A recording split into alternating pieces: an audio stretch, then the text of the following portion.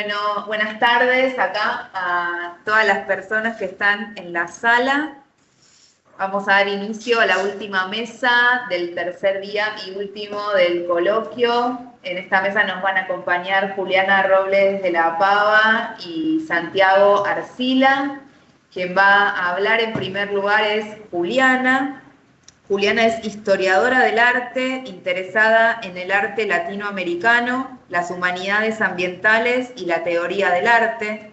Es doctora por la Universidad de Buenos Aires y realizó una estancia postdoctoral en el Hamburger College Inherit de la Universidad Humboldt. Sus investigaciones recientes examinan ontologías y epistemologías no modernas y sus vínculos con estéticas y prácticas bioculturales en el sur de América, al tiempo que indagan cómo los materiales biosféricos se transforman en arte en contextos coloniales de extracción. Ha sido becaria del CONICET y obtuvo una beca conjunta de la Fundación Bunge y la Fundación Espigas para realizar investigaciones en el Getty Research Institute. Su presentación de hoy tiene por título Ontoepistemologías animales, fuerzas ecológicas figurales a través de la Amazonía. Bueno, Juliana, muchas gracias por estar con nosotras y te escuchamos cuando quieras. Vas a compartir pantalla, ¿verdad? Sí, gracias, Noé. Voy compartiendo pantalla.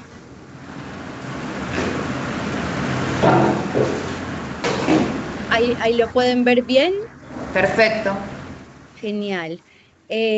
Bueno, hola a todas y todos. La verdad que es un placer estar acá. Estoy muy agradecida con la organización del coloquio, de Ecologías Críticas, con todo el equipo y especialmente con Noé y con Guada por esta invitación.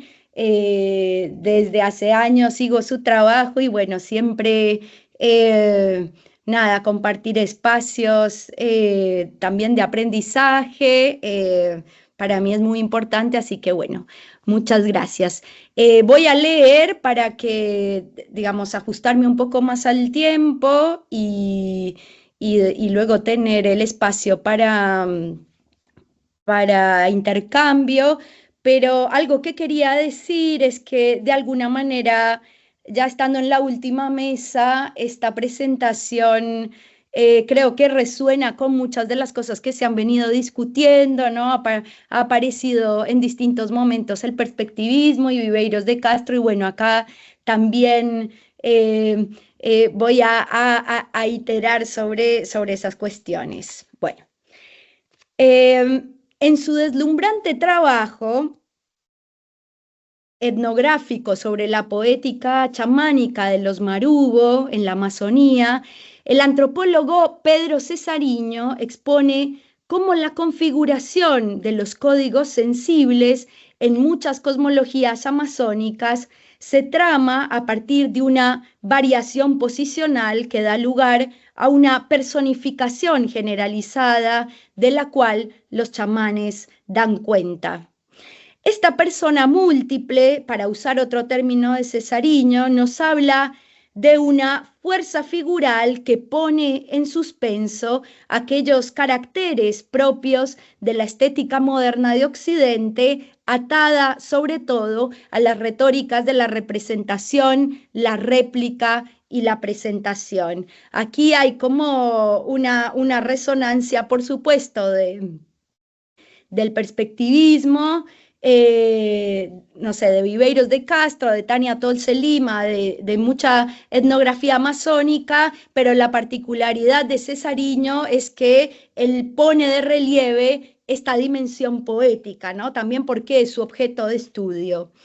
En esta breve intervención titulada Ontoepistemologías animales, fuerzas ecológicas figurales a través de la Amazonía, quisiera compartir algunas reflexiones preliminares de una investigación en curso, muy en estadio inicial, dedicada a pensar una ontoepistemología animal como proceso de articulación de una concepción específica de la imagen por fuera de los paradigmas eurocéntricos y de sus declinaciones modernas y posmodernas, por llamarlas de alguna manera.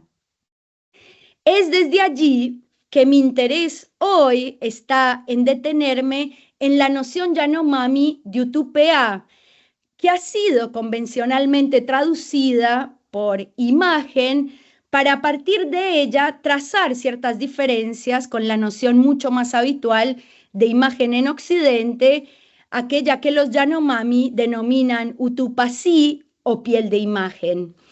Esta diferenciación nos permite establecer al menos 3 aspectos fundamentales. En primer lugar, la noción de utopía no tiene como punto de referencia un sensorium exclusivamente humano en el sentido normativo y excepcionalista, sino que, por el contrario, nos remite a una fuerza vital y a un sensorium propio de todas las formas de existencia del bosque tropical, ¿no? Esa vitalidad también la denominan los Yanomami Vixia. En segundo lugar, la noción de utopía posee un estatuto simultáneamente o a la vez espiritual y material y remite a lo que Viveiros de Castro denomina en una jerga deleuziana una virtualidad intensiva, es decir, utopía constituye una variación, una diferencia y un desequilibrio generadores de formas, cualidades y transformaciones.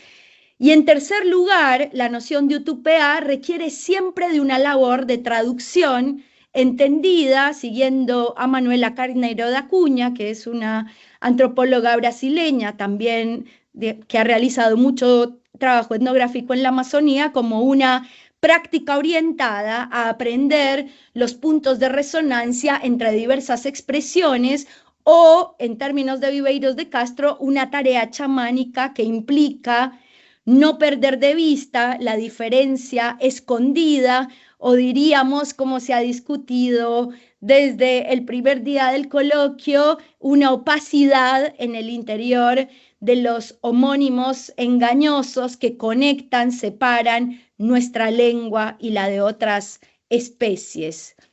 Estos aspectos ponen en evidencia algo que ya resalta Bruce Albert en su trabajo conjunto con David Kopenawa en El espíritu de la floresta.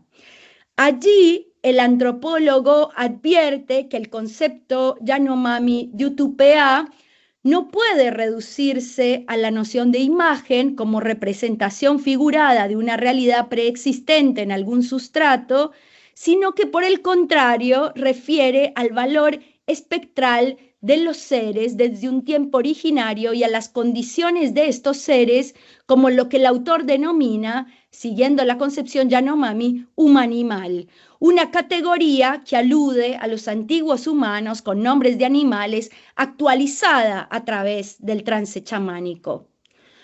Uno de los puntos clave de esta concepción, llamémosla provisoriamente de imagen ampliada, es que se trata de la imagen esencia de cualquier ente.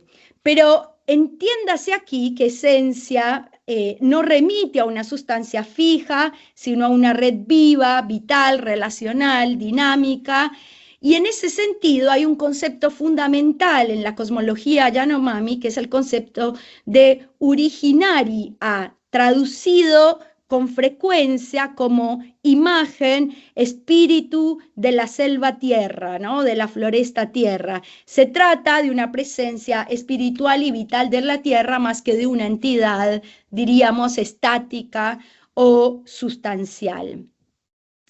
Cuando se refiere a los humanos, utopía suele emplearse para aludir a la imagen corporal interna en miniatura en la que se condensa esta energía vital. Pero la utopía tampoco es equivalente a las ideas corrientes que tenemos de imagen mental y cuando se atiende a sus descripciones se hace evidente que son ante todo percepciones directas de una realidad absolutamente tangible. Se ven y se escuchan a través de coreografías y cantos, y esto es muy importante, que se asocian a cada uno de los seres imagen primordiales a los cuales remiten las utupapé, que es la forma plural de utupea. A partir de esta compleja polisemia de utupea, se despliega una forma sensible que pone en evidencia no solo que está lejos de la imagen ícono de la tradición occidental, sino también del simulacro o el fantasma como construcción artefactual de la imagen que acompaña esta misma tradición, digamos, de Occidente y que ha sido profundizada en los debates modernos y contemporáneos sobre la imagen. Es necesario resaltar aquí que la noción de utopía rehuye a cualquier predominio escópico y que, a diferencia del imperio de la visualidad vinculada a la imagen en Occidente, las utupapé no solo pertenecen a cualquier ente, sino que además se manifiestan en registros principalmente no visuales como la danza y el canto, ¿no? Y por eso esta imagen del ritual del Reau de Claudia Andújar. Podríamos preguntarnos entonces, ¿cuáles son las modulaciones sensibles de una figurabilidad no atravesada por la visualidad y por sus fricciones entre el eidos y el eikon, sino por las complicidades y tensiones en las expansiones transversales del territorio, de las formas de ser, estar, hacer y conocer?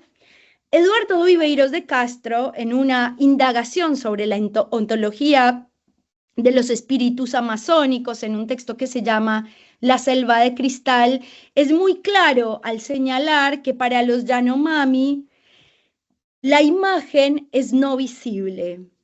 Esto se vincula, por un lado, con el hecho de que la noción de utopía posee un estatuto fundamental en relación con la alucinación chamánica, pero también, y esto es lo que me interesa profundizar hoy, con la fuerza figural, con una fuerza figural que propongo pensar como ecológica. Aquí me interesa desplegar una noción de ecología, que es más o menos la que también se ha venido discutiendo en el coloquio, pensada críticamente como una articulación dinámica y fluctuante de diversas formas de existencia, formas que determinan valores del suelo en constante recomposición, y esta cuestión de los valores me parece muy importante y recuerdo que la ponencia de Guada también lo puso de relieve, ¿no? Esta cuestión de los valores del suelo. Se trata de una ecología que no se sostiene en las concepciones estabilizadas de la naturaleza colonizada que hemos heredado, sino en una relación terrícola, para decirlo con Haraway y con Donna Haraway y su concepto de Earthling, esa forma de habitar la tierra desde la interdependencia con múltiples especies y sus mundos reales y posibles.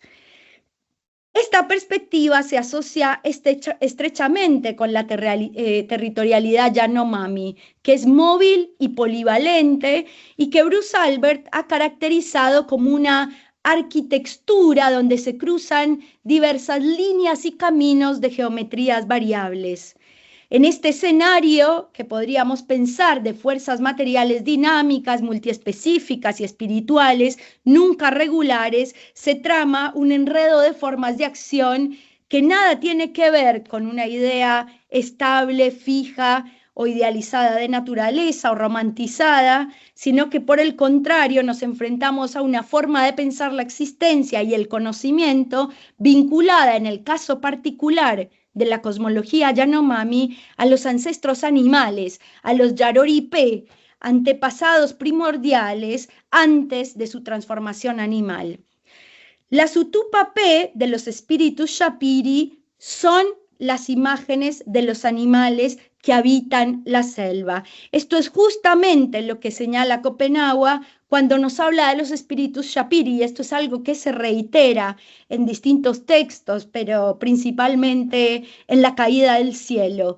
En sus propias palabras, y acá viene una cita un poco extensa, pero importante, Copenhague nos dice: sus imágenes, las de los Yapiripé, son magníficas.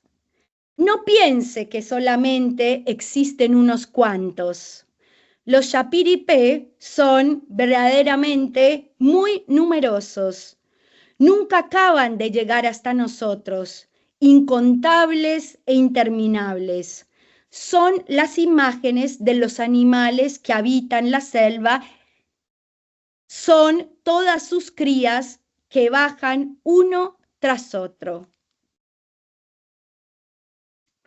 ¿Acaso no son innumerables todas las oropéndolas, los papagayos rojos y amarillos, los tucanes, las garzas, los trompeteros, los pucacunga, los loros, los halcones, los murciélagos, los buitres, y después las tortugas, los armadillos, los tapires, los venados, los tigrillos, los jaguares, los añujes, las guanganas y los monos araña, los monos aulladores, los monos capuchín, los perezosos, y más todos los peces de los ríos, las anguilas eléctricas, las pirañas, los bagres curito, las rayas y los pececillos. Fin de cita. Imágenes innumerables, fuerzas ecológicas figurales, intensidades minúsculas y sin embargo excesivas, como lo señala Viveiros de Castro. Ese exceso que desborda cualquier principio de individuación o identidad estable es justamente lo que constituye estas ontoepistemologías animales, que no se traman a partir de la lógica discursiva y conceptual, sino en un orden afectivo y sensible que opera en la estructura molecular fundamental de las formas animales. Por esto, la noción de fuerza figural resulta tan sugerente y en este caso permite pensar una sensibilidad otra, no reducible a las formas de la imaginación calculada o reproductiva, sino enredada en una articulación entre esencia vital, espacialidad y corporalidad que hace al núcleo dinámico de todo ente. La figura no es una representación, sino una modulación de fuerzas vitales que expresan una relación, siempre en devenir, entre forma, mundo y multiplicidad. El vínculo de la Sutupapé con el conocimiento requiere también una atención particular, y esto me parece que me resonó mucho con la presentación de Noé ayer y con lo que se discutió hoy más temprano. El ver como movimiento y como canto, hay una asociación al ver con el conocer también que aparece mucho cuando se habla de la Sutupapé. El ver como movimiento y como canto, en una alteración de las modalidades de acción, percepción y motricidad, podríamos decir, se ve cantando, se ve bailando, se ve y auténticamente se conoce en el sueño, nos conduce a una concepción del conocimiento radicalmente distinta a la del logos, la intuición intelectual, la interpretación o tantas otras categorías epistemológicas que han dominado la historia y la teoría del conocimiento occidental. Estas fuerzas ecológicas figurales, la Sutupapé, constituyen un mecanismo de conocimiento transtemporal que no busca dar con las cosas en sí, ni con entidades autoidénticas, sino que discurre por un saber tejido entre multiplicidades y afectividades relacionales. Aquí el conocimiento no está predeterminado ni responde a una sola especie en su búsqueda de aquello común, sino que más bien se produce en los bordes, en un umbral de separación que es precisamente lo que se comparte y lo que permite ese cruce. Para decirlo de otro modo, las Utupapé abren nuestra concepción convencional del conocimiento a un orden que no es el de la síntesis activa del sujeto, a partir, por ejemplo, sí, de las categorías a priori, sino el de un conocimiento que se trama en el enredo interespecífico y en lo situado ad finis, en el borde, como lugar de comunicación, de tránsito, de copresencia, y en ese borde, donde las formas no se cierran sobre sí mismas, sino que se exponen a sus otras posibles modulaciones o porosidades, se despliega un régimen epistemológico que no procede por identidad y concepto, sino por afectación, diferencia y resonancia vital. El lugar de los animales y no la animalidad como doble forma sustantivada, abstracta, digamos, y fija, no aparece algo así como la animalidad, sino los animales, como núcleos generadores de la Utupapé, y acá solo recordemos que para Copenhague los Shapiri son en su mayoría, digamos, para los Yanomami, las Utupapé de los antepasados animales yarori míticos, remite a una categoría y una posición que no coincide con la lógica predatoria sostenida por el perspectivismo. Y esto tiene que ver más con una discusión interna a la antropología y a la etnografía, pero que creo que sin embargo es importante retomar. Y aquí sigo de cerca las aproximaciones, sobre todo en la etnografía multiespecie. Podemos pensar en Deborah B. Rose, en Tom Van Doren, pero más específicamente en América Latina, como las que ha desarrollado en Argentina Celeste Medrano, desde un enfoque que la antropóloga denomina provisoriamente post-perspectivista.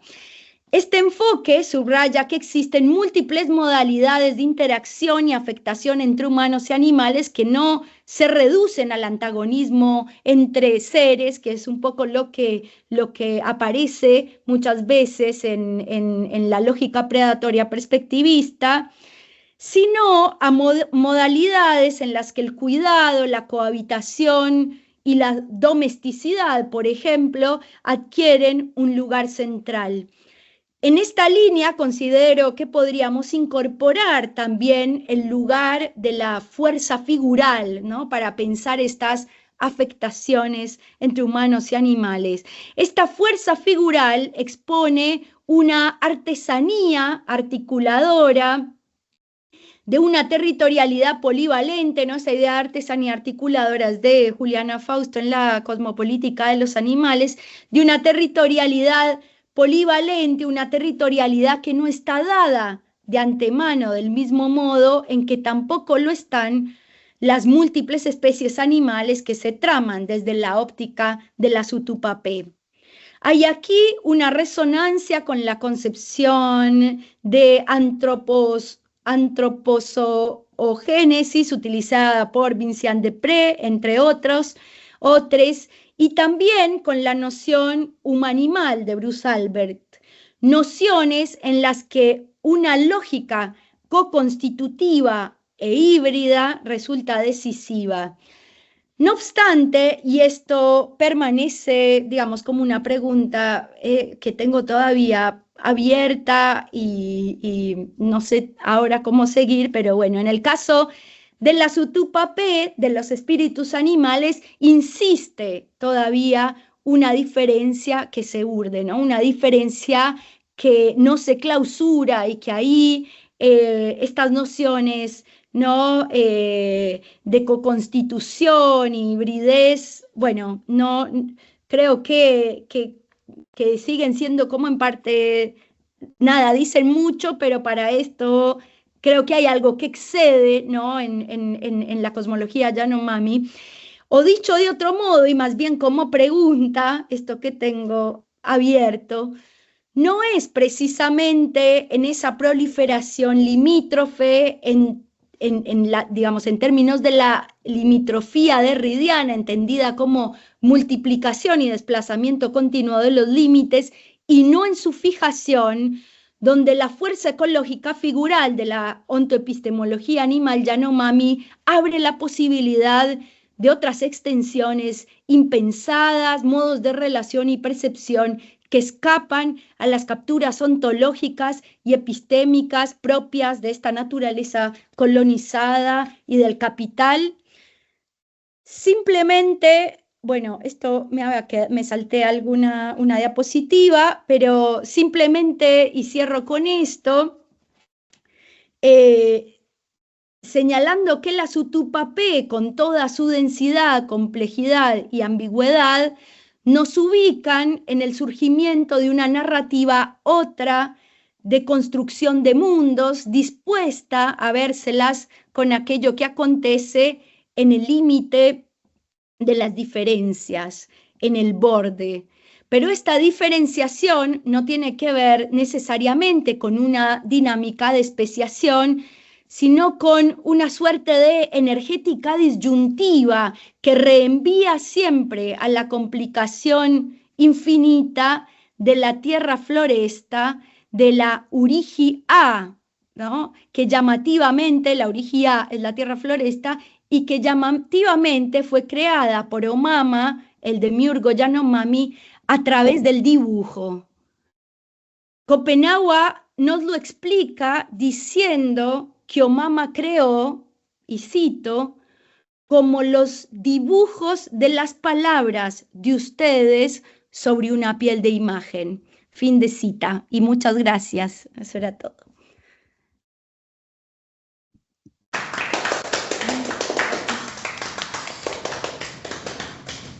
Gracias, Juli. Hermosa tu presentación. Está con nosotros Santiago Arcila Rodríguez, que es director del Centro de Estudios Sociales del Gimnasio Campestre. Es estudiante del doctorado de Filosofía de la Universidad de los Andes de Bogotá. Docente de la Cátedra Ambiente, Ciencia y Tecnología del Programa de Ciencia Política de la Universidad del Bosque de Bogotá. Es editor de revistas sobre filosofía de la biología y la tecnología, especializado en malestar cultural y ecología política.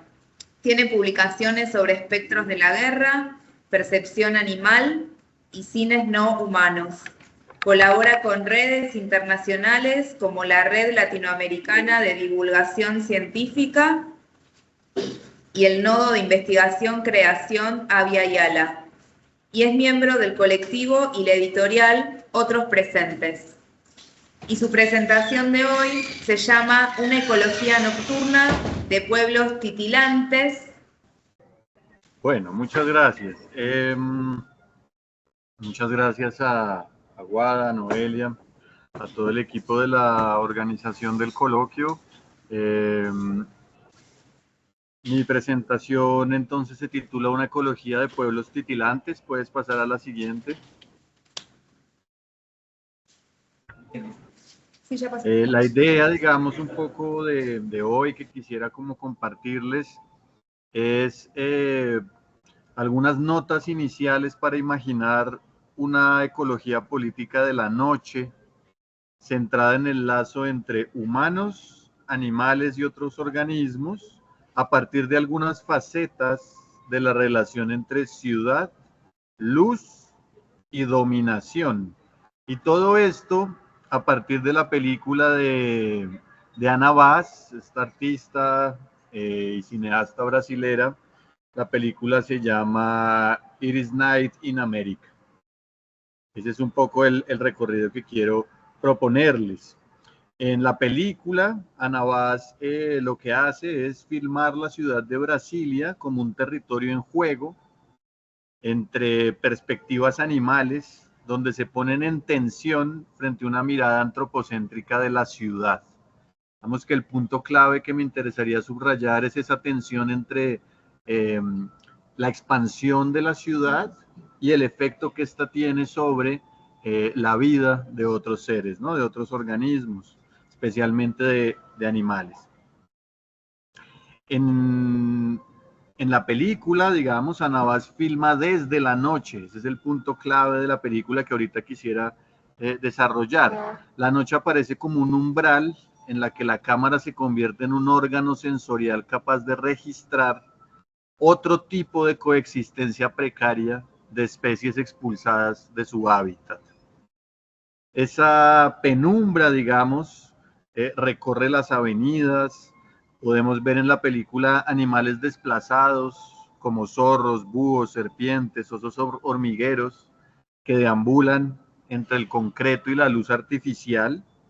Y la película entreteje estos encuentros como una especie de síntoma de una crisis ecológica y política, ¿no? Yo me preguntaba qué cuerpos pueden ocupar el espacio urbano, ¿no?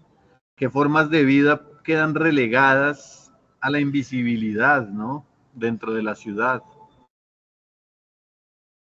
La película de alguna manera propone una especie de puesta en escena entre registro etnográfico y una visión espectral, ¿no? de la urbe. No se trata de un documental, la película, sino de una especie de construcción de un punto de vista cinematográfico que revela una ecología de los rastros de un mundo que resiste bajo la forma del extravío, ¿no? Y una especie de deambular general que uno va sintiendo a medida que la película avanza, ¿no? Uno podría decir que la película se inscribe en una especie de crítica o de puesta en escena de una forma de la sexta extinción, una forma de la supervivencia y la transmutación de distintas especies que persisten en esas ruinas dejadas por el triunfo de una forma de vida humana es la nuestra y es profundamente narcisista, ¿no? Este es un poco como el campo general de la película. Obviamente, pues la idea es también provocar a que la puedan ver. Puedes pasar, gracias. Cuando me metí a ver como entrevistas y reacciones a la película, me encontré con que Ana Vaz comenta que la película surge de algún modo de un intercambio epistolar con Juliana Fausto, ¿no? De alguna manera ambas comparten una profunda preocupación por la vida animal y han investigado, cada una desde su práctica, el lugar de esta vida en el desarrollo y la historia de algunas ciudades de Brasil. Digamos que en la cosmopolítica de los animales, Juliana nombra dos casos que a mí me interesaría traer aquí a la mesa. Un primer caso es el del surgimiento de la categoría de animal errante, ¿sí? Y cómo esa categoría de animal errante se entrecruza con la categoría del animal pestilente. Pues animal errante y animal pestilente son dos categorías asociadas a la construcción y el diseño de estas grandes ciudades en Brasil. Por un lado, digamos, aparece el caso de la modernización de Río de Janeiro, que fue un proceso liderado, dice Juliana, por una biopolítica orientada a vigilar y expulsar del espacio urbano, concebido además a imagen de París, toda circulación libre de especies pues que no tienen por qué andar con libertad, digamos, por las calles, ¿no? Eso tiene que ver con un asunto higienista en principio, pero pues con un orden obviamente antropocéntrico y un poder biopolítico. Juliana dice en un momento algo así como: mi ciudad humana es hostil a la presencia de los animales errantes. Hace mucho tiempo que por diferentes procesos civilizatorios, algunos animales se tornaron presencias indeseables en las calles. Juliana relee, digamos, y recupera los trabajos de una antropóloga brasilera que se llama Nadia Farage, donde ella cuenta que al comienzo del siglo XX, epidemias y brotes de enfermedades como la viruela, la fiebre amarilla, la peste bubónica castigaban Río de Janeiro, ¿sí? Estaban presentes allí, causando enormes pérdidas humanas y materiales. Y fue en el gobierno de Oswaldo Cruz, que había estudiado en Francia, en el que él, como director general de salud pública, y junto a Pereira Pasos, un intendente, pues diseñaron de alguna forma esta nueva concepción de la ciudad que terminó expulsando a los animales. Dice ella que por lo menos desde 1838 en Río de Janeiro ya existían leyes que regulaban y prohibían la libre circulación de animales por la ciudad, estableciendo entonces la propia categoría de animal errante. Ese es el primer ejemplo que a mí me gustaría recuperar. Esto fue en Río, ¿no? La película de Anabás es en Brasilia. Y resulta que Juliana también trae un caso, digamos, en la construcción de Brasilia hacia finales de los años 50 del siglo pasado, que es el siguiente, digamos. La filósofa dedica un espacio para repensar lo que fue el descubrimiento y la extinción en esa construcción de Brasilia de la rata candango, ¿sí? Esa rata candango, pues la descubrieron, digamos, en la construcción, y en la misma construcción fue extinta, fue desaparecida. Y hay un momento muy interesante donde ella relaciona la desaparición de esta rata candango con la explotación de los obreros en la construcción de Brasilia, donde ella dice que también eran llamados candangos, y a quienes fueron masacrados en el 59 por la Guardia Especial de la ciudad, ¿no? Dice ella, Brasilia y el desarrollismo no toleran ningún tipo de candango. Y si el desarrollo es una de las caras del antropoceno, entonces las masacres de poblaciones subhumanas y no humanas es su combustible, ¿no? De alguna forma, ella termina señalando que podríamos pensar que en la fundación de estas ciudades aún reverberan los espectros de humanos y no humanos, ¿no?, que hay en su paso, ¿no? En ese sentido también habría una especie de espectralidad no antropocéntrica que recorrería las ciudades. Bueno, en este contexto que les estoy trayendo, la película de Anabás sobre Brasilia, sobre la noche, ¿no?, y los animales errantes, su diálogo con Juliana, aparecen entonces estas categorías, ¿no? Animal errante, animal desplazado, e incluso Juliana llega a invitar a pensar también en la categoría del animal desaparecido, ¿no? Categorías típicamente políticas aplicadas en el campo de lo humano, son desplazadas, repensadas para todo el campo, digamos, de los otros seres. Estas categorías aparecen, me parece a mí, al ver la película, en la película de Anabás. La película, puedes pasar a la siguiente, por favor. La película fue la siguiente, esa es la de la rata candango. Ahí está, esta. La película fue filmada utilizando la técnica de la noche americana, ¿no? Es una técnica que consiste en un procedimiento cinematográfico en el que el objetivo es simular una ambientación nocturna en escenas rodadas a la luz del día. En términos técnicos, consiste en filmar durante el día utilizando filtros y reduciendo la exposición, de modo que la imagen adquiere una tonalidad azul y oscurecida, ¿sí? Se trata en efecto de una técnica que convierte, y este es un punto que voy a subrayar porque va a ser transversal, es una técnica que convierte el día en la noche, ¿sí?, produciendo una ilusión óptica donde las sombras permanecen visibles. En la película, Anabás lleva esta técnica más allá del recurso visual, pienso yo. La transforma en un gesto poético y político donde no solo se altera la luz, ¿no?, de la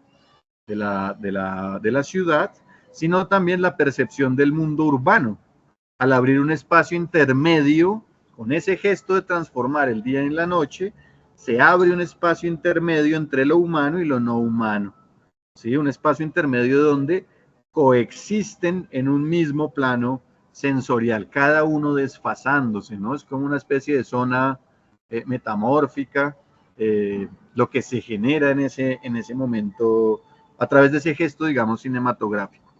Una especie de zona liminar que escapa al dominio de la luz y revela la forma en que distintas especies recorren la ciudad lejos de la jornada diurna de la producción.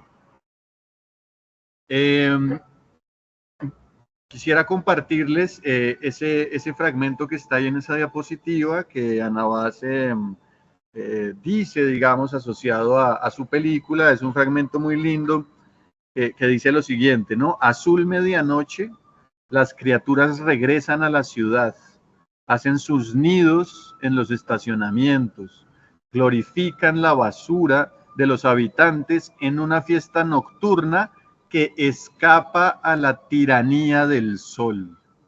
¿Sí? Entonces, fíjense, primer punto que quisiera retener, la conversión del día en noche. Segundo punto, el escape de la tiranía del sol, ¿no? Continúo, de los monumentos, de las calles, de los edificios. Hechizo animal lanzado contra el imperio de la muerte en la oscuridad de la noche americana. El tiempo que transforma el día en noche. Yo quisiera, puede ser la siguiente, gracias. En esta inversión lumínica, ¿no? Convertir el día en noche, la película revela otra temporalidad de lo viviente, podríamos decir otro plano temporal de lo viviente, una especie de zona crepuscular en la que los animales, la ciudad como ruina y la propia imagen cinematográfica parecen sublevarse a ese orden solar de la modernidad. Entonces, en lo que sigue, quisiera proponer una lectura sobre uno de los posibles significados de ese escape de la tiranía del sol, ¿no? Es que, ¿qué querría decir el escape de la tiranía del sol? Una opción es la que voy a intentar tejer y proponerles. Un posible significado de esa transformación del día en la noche, ¿no? Entendido en principio como una afirmación de la oscuridad en tanto espacio político de invención, sería, digamos, un poco el objetivo. Se trata de preguntarnos, si ustedes quieren, cosas como qué planos más que humanos de la vida se despiertan en resonancia con esta película, ¿no? ¿Qué nos dice sobre las formas en que nos relacionamos con la Tierra? La Tierra, por ejemplo, como un cuerpo de luz. ¿Qué otras formas de coexistencia, distintas al derrumbe y la extinción, se anuncian en las sombras para esas imágenes vivas que son los animales, las plantas, los hongos y los humanos expuestos a la desaparición y la explotación? Es un poco el campo, digamos, de preguntas que me interesaría explorar. Podemos seguir.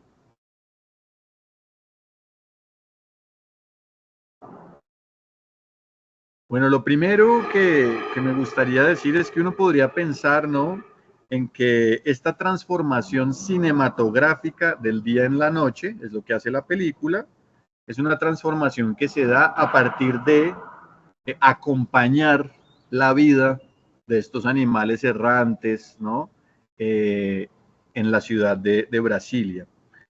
Si esta es la transformación cinematográfica, podríamos pensar que ocurre o es un gesto en respuesta a una transformación, digamos, que viene ocurriendo concretamente desde hace ya 2 siglos, puede ser, y hoy aún, digamos, siglo XXI se ha disparado, que tiene que ver con la conquista y conversión de la noche en día.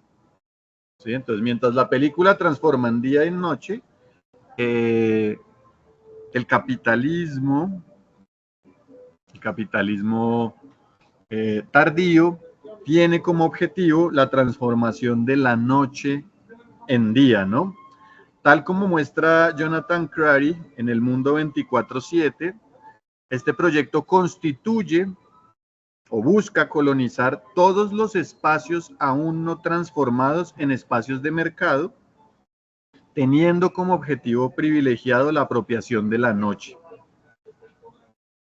Esa apropiación de la noche va acompañada también, digamos, por medio, o se hace más bien por medio de la extensión de jornadas laborales continuas, drogas contra el sueño, estimulantes de la vigilia y toda una infraestructura, digamos, de conexión permanente que produce zonas de hipervigilancia, zonas hiperiluminadas la mayor parte del tiempo, ¿no? Pues que la digitalidad también es un proyecto de iluminación en ese sentido. Y uno de los ejemplos paradigmáticos de este avance de la conquista de la noche y su transformación en día es precisamente el que trae Crary, que a mí me parece muy sugerente, además pues diciente, que es el siguiente, ¿no? Él cuenta que en la costa de oeste de América del Norte viajan, ¿no? Migran de norte a sur un tipo de ave, que es el ave que se llama gorrión de corona blanca, y es un gorrión que es capaz de volar 7 días, digamos, sin dormir y con todas sus funciones, digamos, vitales a tope, ¿no? Alerta. Entonces, él cuenta que en su investigación encuentra que el Departamento de Defensa de Estados Unidos gastó una buena parte de dinero estudiando a esta ave e incluso logró detectar una serie de neuroquímicos en su cuerpo y los pudo extraer, ¿no? Él dice que no saben cómo funcionan, pero funcionan, y a partir de esos neuroquímicos lograron sintetizar el modafinil, que es una droga contra el sueño, ¿no? Una droga que en principio el Departamento de Defensa la tenía pensada para ser el soldado insomne, ¿no? El soldado capaz de mantenerse 72 horas sin cansancio, con la atención, las funciones ejecutivas intactas, ¿no? De ese soldado insomne, cuenta Crary, pues la sustancia terminó también pasando al campo de la psiquiatría para problemas relacionados con narcolepsia, pero también rápidamente a los campos de la producción, ¿no? En la bolsa, estudiantes que tienen que rendir, entonces consumen modafinil, etcétera, ¿no? Y lo que se comienza a inaugurar entonces es no solo el soldado insomne, sino el trabajador insomne y el consumidor insomne, ¿no?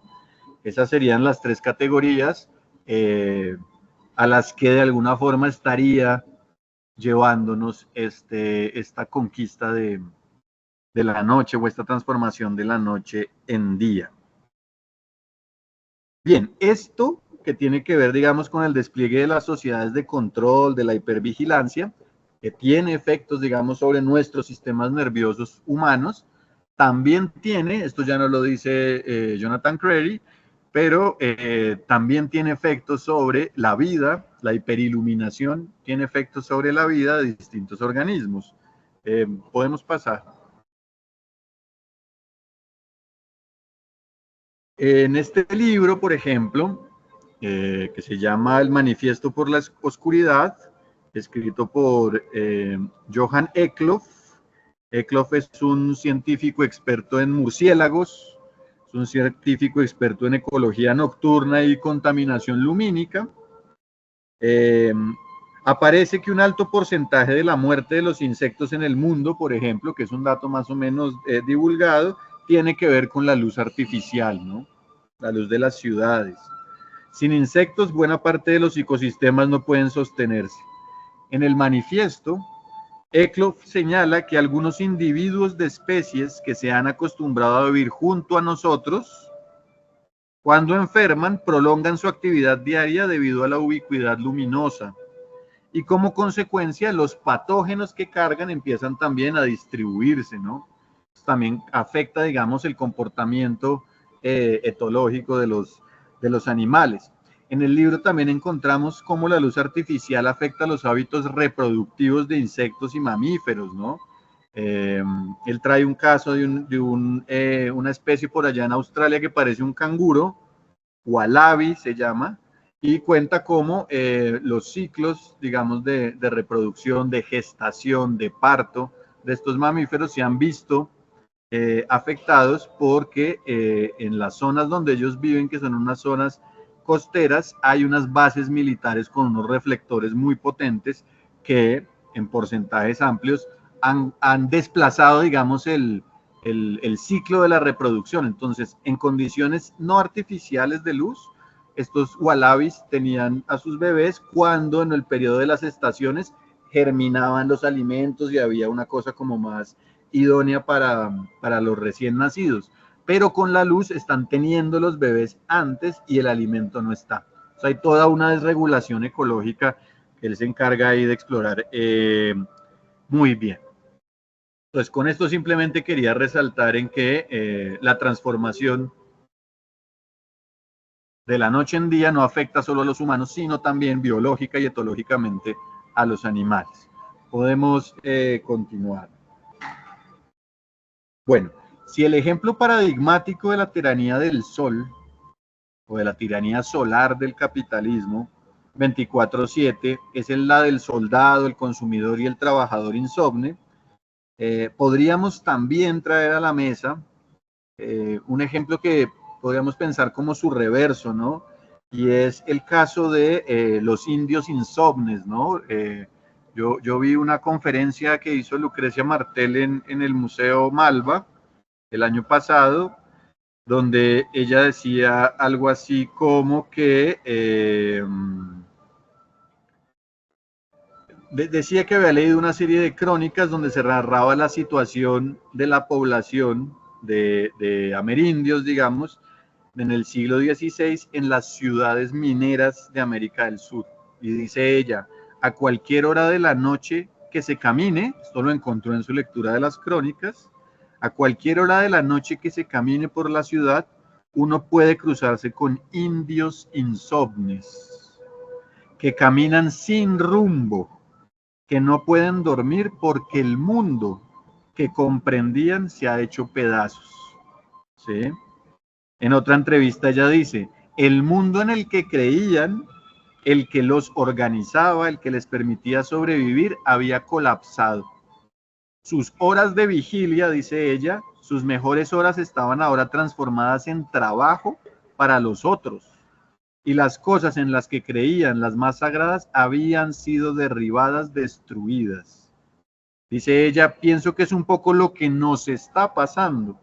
Y no solo en este país, haciendo referencia a Argentina, sino en todo el mundo, ¿no?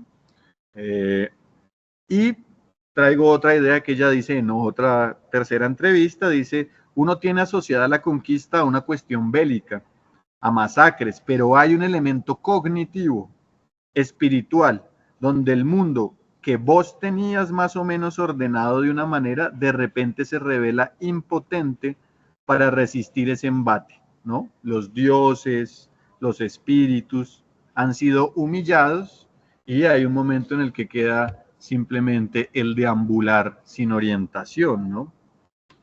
A mí me pareció interesante cómo ella lo asociaba con el mundo actual cuando dice que en lo que hay hoy en día es un poco una prolongación, no lo dice así, pero podríamos interpretarlo, es un poco una prolongación neuropsíquica, colonial, de esos efectos que empezaron a suceder en el siglo XVI con los indios, donde empezó a reinar la incertidumbre, ¿no? Dice, esa incertidumbre que sintieron ellos en el derrumbe de su mundo, la sentimos nosotros, y la incertidumbre genera insomnio, y el insomnio nos lleva a un afán por entretenernos, buscar contenido, conectarnos, ¿no?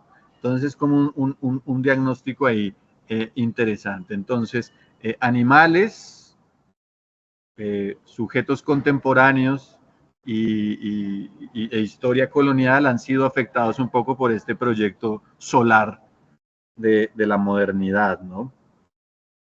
El mundo en ruinas de los indios del siglo XVI es el mismo mundo que sigue resquebrajándose para ellos y nosotros.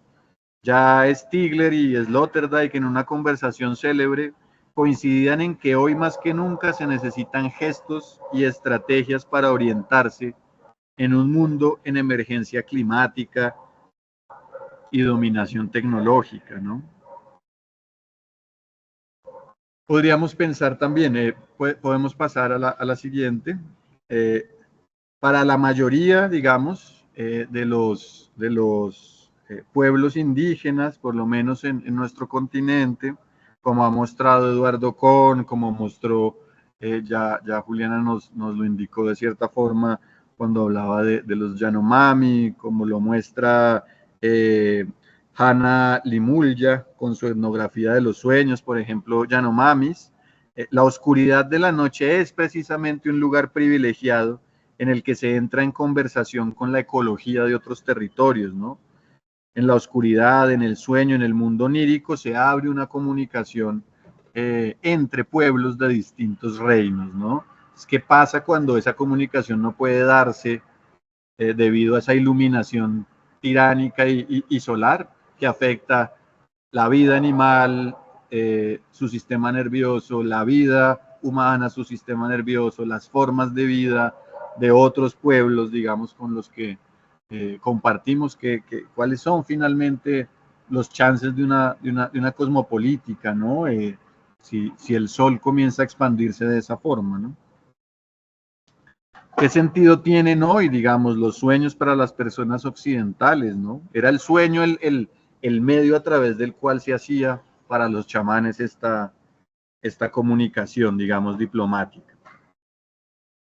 Entonces, si el proyecto de convertir la noche en día tiene estas consecuencias para animales y humanos, Ana Vaz, en su película, pienso yo, propone a través del montaje y de la transformación del día en noche, es decir, es el gesto contrario, una oscuridad perpetua, una fábula desde la mirada animal, una fábula de insubordinación contra esa tiranía solar y ese juicio de Dios, ¿no?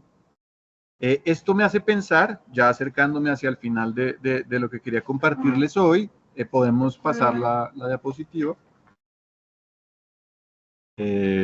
Bueno, Ana Vaz, lo que les estaba diciendo, hace una fábula en la que la noche es recuperada como temporalidad de metamorfosis. Podemos pasar a la siguiente.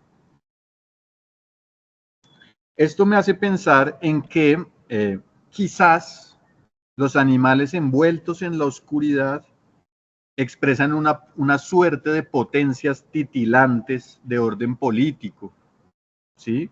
Que las harían susceptibles, esa sería una apuesta teórica y práctica, que los harían susceptibles de ser incluidos como parte de lo que Didi Uberman llamó el pueblo de las luciérnagas, ¿no?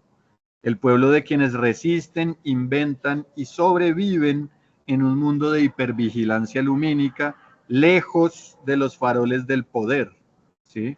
Si bien el pueblo, este pueblo de las luciérnagas fue pensado por Didi Uberman únicamente en el registro antropológico, a mí me parecería interesante o necesario abrirlo, abrir sus fronteras para tejer lazos con otras especies, ¿no? Allí, rápidamente, Didi Uberman plantea, siguiendo la Divina Comedia, una distinción entre la gran luz del paraíso, lume, propia de la gloria de Dios, ¿no? Donde gozan los bienaventurados, y la pequeña luz de los gusanos relucientes, las luciérnagas o luciola, que brillan en la octava bolsa del infierno de los condenados, ¿no? Los bienaventurados gozarán en el paraíso de la gran luz del reino de Dios. Los consejeros pérfidos, los corruptos, los tiranos, irán a la octava bolsa del infierno como pequeñas luces o luciérnagas titilantes, ¿no? Esta distinción, digamos, que era la distinción de un orden, ¿no?, ético y de un orden de consecuencia escatológico que planteaba la Divina Comedia, dice Didi Uberman que ha sufrido en el nazismo, en su libro él lo pone en el nazismo, pero nosotros podríamos ponerlo incluso antes, ha sufrido una inversión, ¿no? Esa inversión consiste en que los grandes faroles, ¿no?, la gran luz del reino de Dios, los grandes faroles ahora se dirigen a los fascistas, ¿no? Ocupan el reino de la iluminación del espectáculo, los tiranos, ¿sí? Los consejeros pérfidos, dice Dante, mientras los condenados de la tierra, ¿sí? Huyen, se escabullen, intentan resistir como luciérnagas, ¿no? Escapando a esta iluminación del poder, ¿no? Fíjense que igual esta iluminación del poder no es otra cosa que esa tiranía del sol, ¿no? Y encuentran de alguna forma en una cierta forma de oscuridad el lugar de resistencia para reconstituir o tejer mundos, ¿no? Los líderes sociales, las lideresas ambientales, las madres de los desaparecidos, etcétera, etcétera, son pueblos luciérnago, pueblos titilantes. Desde este punto de vista, digamos, el pueblo luciérnaga descrito por Didi Huberman y rearticulado ahora, aquí, como un pueblo titilante multiespecie, podríamos decir que habita una noche animal que es necesario repensar como un territorio existencial, ¿no?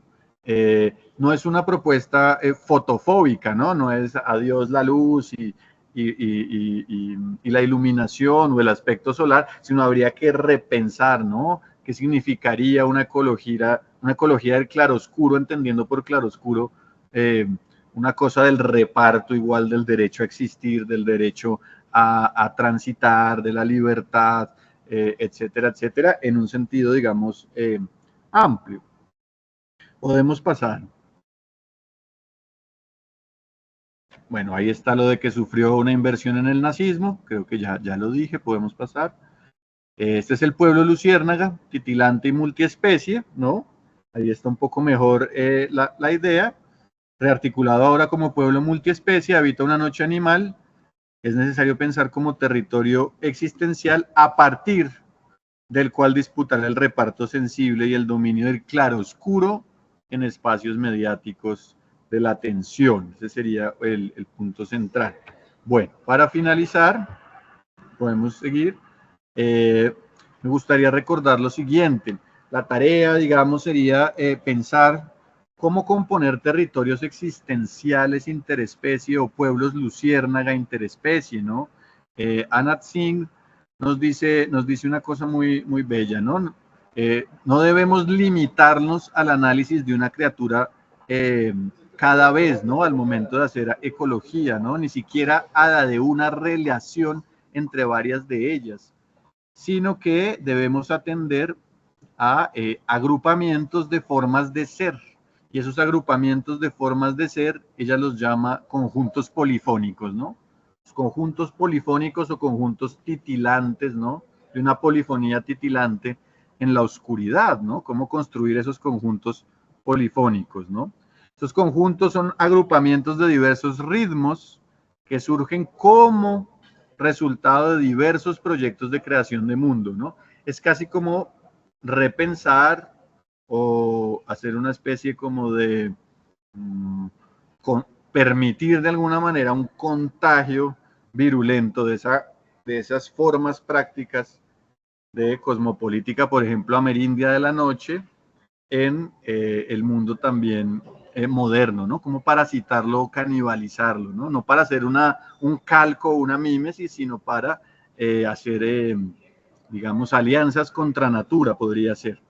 Podemos seguir. También podemos seguir de esa. Listo.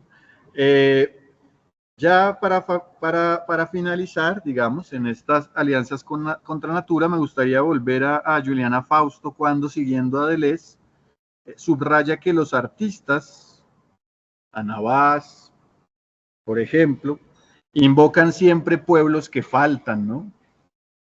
El pueblo que falta aquí lo interpreto yo como el pueblo multiespecie titilante, ¿no? Los llaman los artistas a través de sus obras, los presienten, aunque no pueden crearlos del todo, porque solo un pueblo puede producirse a sí mismo. Sin embargo, entre los artistas y los pueblos hay un lazo que los aproxima y es el de la función fabuladora, ¿no? En Imagen Tiempo, Deleuze explica que lo que verdaderamente desafía la ficción no es lo real ni la verdad, que son territorios administrados por el amo, sino la capacidad de fabular de quienes carecen de poder, porque son ellos quienes pueden otorgarle a lo falso una fuerza tal que lo convierte en memoria, en relato legendario o en figura monstruosa, ¿no? La monstruosidad de un pueblo titilante. La fabulación, continúa Fausto siguiendo a Deleuze, no es un retorno nostálgico al mito ni una tentativa de restaurar un origen nacional o una raza. Tampoco es la búsqueda de un relato fundacional. Es más bien la producción de enunciados colectivos capaces de transformar la miseria en una especie de positividad o potencia insospechada de creación política, ¿no? Fabular en este caso significa hacer alianzas con el afuera. ¿Podemos pasar? Listo. Si el pueblo menor avanza y se constituye a partir de pequeñas luces como las luciérnagas de todos los reinos, ¿sí?, que sobreviven lejos y enfrentadas a la luz solar de los poderosos, su acto de fabulación consiste precisamente en vincular esos destellos dispersos para producir un futuro monstruoso capaz de desbordar las taxonomías dominantes, ¿no? Humano, animal, el reparto económico, en función de otro tipo de reparto estético y político. Se trata, como diría Deleuze, para finalizar, de tejer alianzas contra natura, en este caso concreto, alianzas con las sombras, los destellos y los ojos de otras especies. Bueno, eso era lo que quería compartirles. Perdón por el ruido general que hubo. Ahora con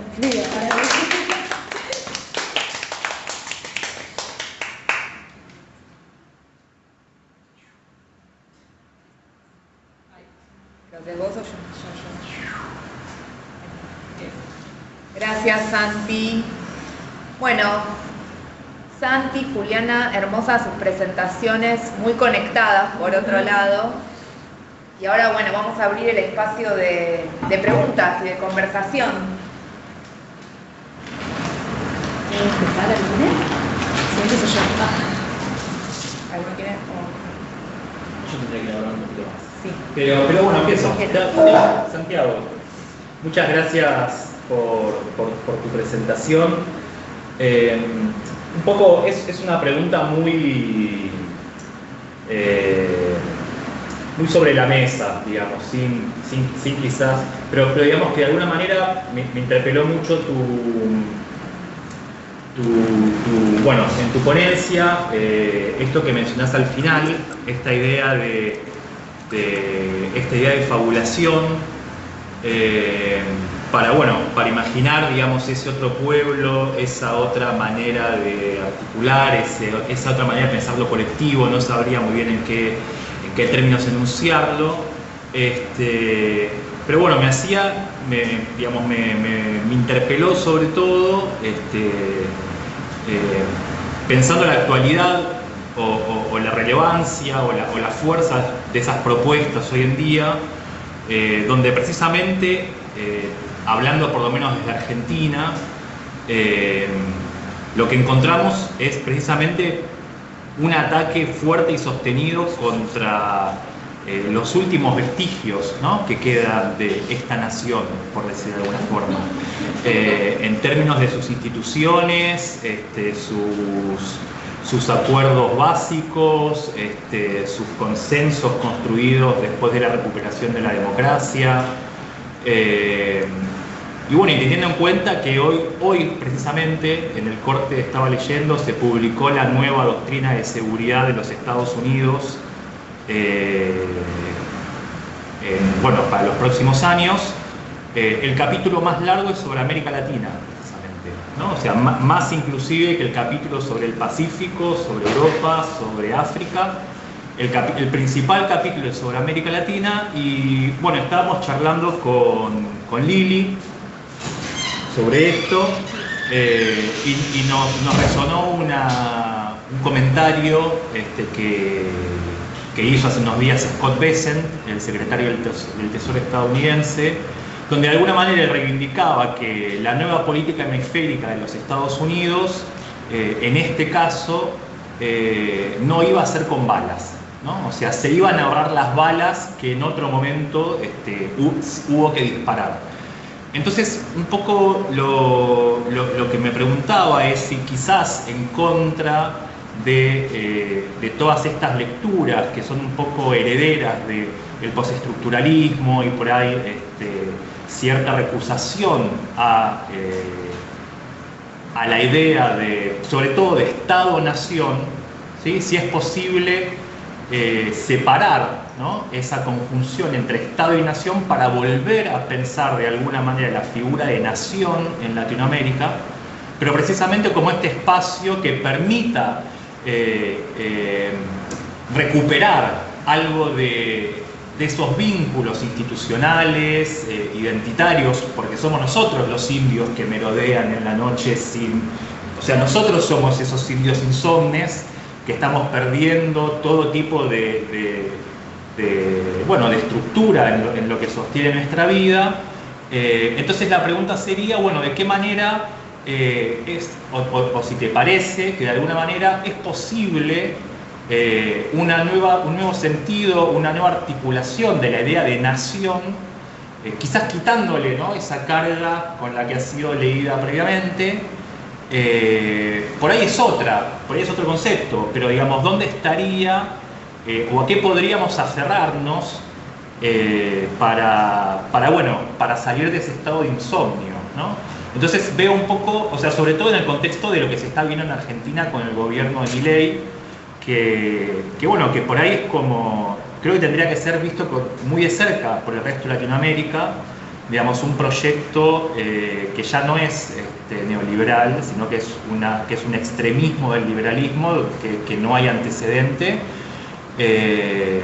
Entonces creo que precisamente en este país estamos atravesando un proceso de desintegración absoluta, y entonces me hace ruido quizás cuando escucho ciertas ponencias donde se sigue hablando o donde se sigue como poniendo la idea de nación, que por lo menos te permite pensar quizás de una manera un poco automática, que tendría que ser criticada, pero que es uno de los pocos salvavidas, por decirlo de una forma, que permite empezar una idea de colectivo en este territorio que se está desintegrando. Esa es un poco el comentario, ni siquiera es una pregunta, pero muy visceral lo que estoy diciendo. O sea, casi apocalíptico. Por eso es como... el verdadero apocalipsis, en vez del apocalipsis zombie, el apocalipsis now. insomne. El apocalipsis now, además, ¿no? Así que sí, por ahí es un comentario muy visceral, pero sí, me cuesta un poco como... O sea, me pregunto, digamos, cuál es la potencia en contextos de desintegración de seguir poniendo sobre la mesa, por ahí, de nuevo, siguiendo como esa línea de lectura postestructuralista, la crítica a ciertas nociones que me parece que hoy en día tendrían una cierta utilidad operativa, como la idea de nación, ¿no? O sea, me interesa si es posible reivindicar un cierto sentido de nación en el contexto de este anarcocapitalismo. O sea, todo esto ya es el capitalismo entregado a su lógica más desquiciada, sin ningún tipo de resguardo, sin ningún tipo de control, sin ningún tipo de límite institucional. Y es algo nuevo que está pasando en Latinoamérica. Perdón. ¿Puedo agregar Perdón. agrego una nota? Perdón. Acompaño la pregunta y agrego si es lo mismo pensar la resurgencia de, no sé, la nación mapuche que la nación del Estado argentino, si es lo mismo la nación en un caso y en el otro. Bueno, o sea, ¿qué le hace ese proyecto del impoder a América Latina? Ese proyecto postestructuralista, diría también, del impoder o de cierta política de la pasividad, ¿qué le hace a comunidades que están siendo colonizadas violentamente, muy violentamente? Sí, que ya no es solamente la nación mapuche, somos Sí. todos, ¿no? O sea, Perdón, igual, sí. la estamos tirando así como la bomba. No, pero ¿me oyen, sí? Sí, sí. Bueno, no, me parece, sí, ese es el punto, claro, pues qué sentido tendría si no tiene algún tipo de relación con el contexto o los contextos en los que vivimos. Pues mira, yo en realidad no pensaría en que se trate de una eliminación de algún proyecto de nación o de algún proyecto de república, por ejemplo. Creo que repensar qué es una república valdría la pena, junto con repensar la constitución de instituciones. Yo cuando hacía énfasis respecto a la tiranía solar del capitalismo, pues efectivamente la tiranía solar del capitalismo nos está llevando incluso a que estos delirantes plutócratas, ¿no?, de la tecnología incluso estén pensando en que el Estado-Nación es obsoleto y que las que van a dirigir son las corporaciones y listo, ¿no? O sea, esa es una, digamos, de las formas en que se ha empezado a entender el escenario, digamos, geopolítico actual. Yo, por el contrario, y pensaría que, y así, digamos, lo he venido explorando, este gesto, por ejemplo, de intentar imaginar, ¿no? Pueblos con otros, ¿no? U otras, ¿no? Pueblos entre otros y otras, conexiones entre unos y otros, es de alguna manera un gesto básico inicial. Y un gesto básico inicial que creo que tiene que ver directamente con un asunto, por ejemplo, que yo me lo tomo en serio, como el de Etienne Soriot, pues sí, un francés que hablaba de la instauración, ¿no? Ustedes me imagino obviamente lo conocen, y el proyecto político, a mi juicio, ¿qué significaría instaurar un pueblo de estas características? ¿Qué significaría instaurar otro tipo de instituciones, ¿no? Yo no sé si eso es postestructuralista, pero creo que hay, digamos, ahí todavía una potencia estética y política clave. Yo cuando veo aquí en Colombia, digo, los asesinatos de líderes sociales, lo que yo me doy cuenta es que son pueblos expuestos a la desaparición, son existencias menores, y menores en un sentido concreto, no virtual, no ni fugaz, ni ontológico, como lo plantea Soriot, que también, sí, maravilloso, y están ahí, nos ayudan a pensar, pero en nuestro continente las existencias menores son existencias actualizadas y al borde de la desaparición, y son existencias que yo, por ejemplo, veo cómo luchan en sus luchas, ¿no? Y enfrentamientos comunitarios, en último término están buscando algo que tiene que ver con una transformación también legal, institucional, ¿no? No con un abandono tampoco del proyecto comunitario, ni por ejemplo de república o en tus términos de nación. Yo creo que esa forma, digamos, estratégica, por lo menos al día de hoy, tiene que seguir siendo de alguna manera planteada, ¿no? A mí pensar, por ejemplo, nuevamente con Soriot, en que la filosofía, las ciencias, las artes, las distintas prácticas de exploración, digamos, del mundo en último término, deberían ser testigos de estas existencias frágiles, ¿no? Y el testigo no es un testigo pasivo, ¿no? Es una especie de mediador también, o de simplemente de un conjunto molecular que entra a hacer también relaciones con esas preocupaciones de esas existencias menores, porque pues sí, uno tiene un privilegio en la ciudad, pero de alguna manera se ve arrastrado o forzado también a pensar junto a estas luchas, y creo que el objetivo, digamos, muy básico, en último término, sí sería el de instaurar, es decir, el de intensificar como forma de garantizar derechos de existencia. Y ahí obviamente entran los distintos planos y las escalas de lucha, ¿no? De lucha política, de lucha ambiental, local, urbana, etcétera. Pero el gesto de instauración yo creo que es un gesto que igual existe también en el argot de instauración o institucionalización. Podría uno jugar ahí con el par y ver cómo lo piensa en términos de defender, obviamente. Digamos, si la preocupación es una preocupación de las instituciones, de los acuerdos, de las leyes, pues debe pasar por un asunto legal. Si es un asunto jurídico, digamos, jurídico, estético y político, entonces no, a mí no me seduce tampoco la idea de de un pueblo fugaz y titilante que se esconde en las sombras sin participar del mundo de la luz del conflicto, ¿no? De la luz mediática, de la luz, digamos, de la tiranía, digamos, solar, etcétera, sino al contrario, yo creo que ese repliegue en las sombras finalmente, o ¿qué es la sombra? La sombra finalmente es como un espacio transversal en la luz, ¿no? Un espacio de alianza, un espacio de conspiración que no abandona la luz. Cuando decía que hay que repensar el claroscuro político es precisamente cómo habitar la luz, ¿no?